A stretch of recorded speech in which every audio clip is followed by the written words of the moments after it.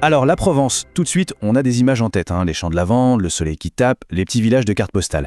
Mais voilà, il y a des endroits comme Gardanne qui cassent complètement cette image. L'histoire de cette ville est tellement plus complexe, tellement plus riche. On va voir ça ensemble, et c'est une histoire assez surprenante. Et la voilà, Gardanne. Bon, au premier coup d'œil, c'est exactement ça, c'est la Provence qu'on connaît, baignée de lumière. Mais cette image, attention, elle est un peu trompeuse. C'est juste une petite partie de la vérité. Parce que derrière cette façade se cache une toute autre histoire.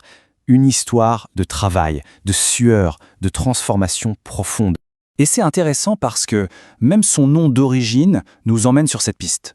Garth Ana, ça veut dire jardin et eau. On imagine tout de suite un coin de paradis, fertile, tranquille. C'est une promesse de douceur en fait qu'on retrouve jusque dans son blason. Bon, et c'est précisément là que tout bascule.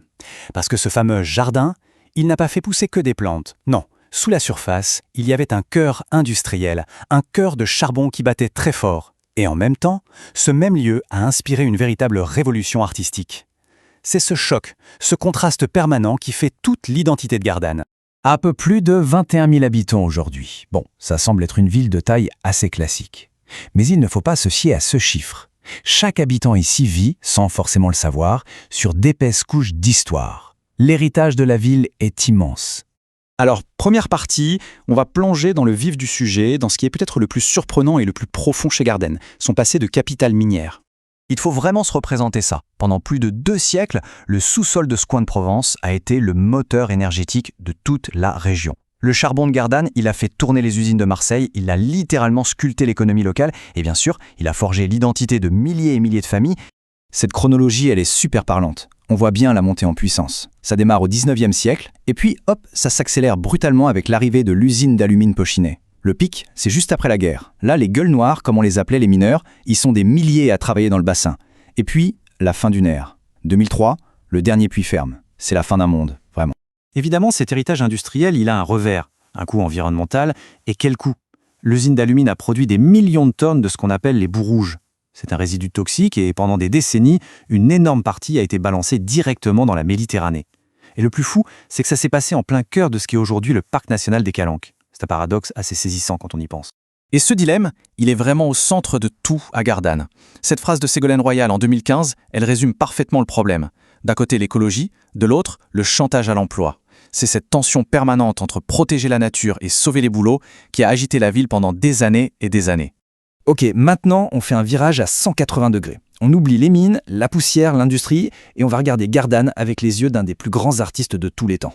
C'est ça, le grand paradoxe de Gardanne. Imaginez la scène, pendant que sous terre, ça creuse, ça sue pour sortir le charbon, eh bien, à la surface, il y a Paul Cézanne qui installe son chevalet. Et lui, il ne voit pas une ville industrielle, il voit une muse, une source d'inspiration architecturale. Il a passé 15 mois ici entre 1885 et 1886 et ce séjour a été absolument capital pour son œuvre. Il était fasciné par ce chaos organisé des toits, la géométrie presque brutale de la ville. Il a commencé à décomposer les formes, à jouer avec les volumes. Et c'est là que ça devient incroyable. Ce qu'il paie à Gardanne, c'est considéré aujourd'hui comme les toutes premières bases du cubisme. Une révolution artistique mondiale qui est née en regardant une ville minière. C'est fou. Alors la question se pose, que devient une ville quand les mines ferment et que les grands artistes ne sont plus là? Eh bien pour Gardanne, il a fallu écrire un tout nouveau chapitre, le chapitre de la réinvention. 2003. Cette date, elle est simple, mais elle est énorme. C'est un tournant radical. C'est le point final de l'immense saga du charbon. Et pour Gardanne, ça veut dire une chose, il faut se réinventer, et vite, pas le choix. Et cette comparaison, elle résume tout. D'un côté, l'ancien moteur, le charbon, l'alumine, des industries lourdes, extractives. Et de l'autre, le nouveau moteur, la microélectronique, les énergies renouvelables, la culture scientifique. On passe du matériel à l'immatériel. C'est un virage complet, un vrai pivot à 180 degrés.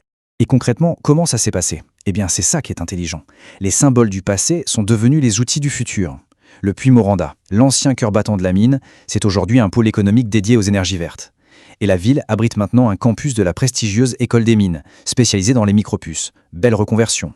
Alors au final, qu'est-ce qu'on retient de tout ça? Gardanne, ce n'est pas une ville qui a tiré un trait sur son passé. Non, c'est une ville qui empile ses histoires, qui les superpose.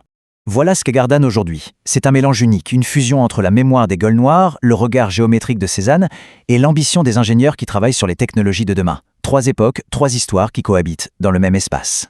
Et l'histoire de Gardanne, finalement, elle nous laisse avec une question qui est hyper actuelle. Une question qui se pose dans plein d'endroits dans le monde qui vivent les mêmes transitions.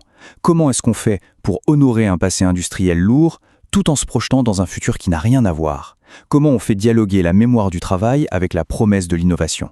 Gardanne, à son échelle, essaie d'apporter une réponse jour après jour.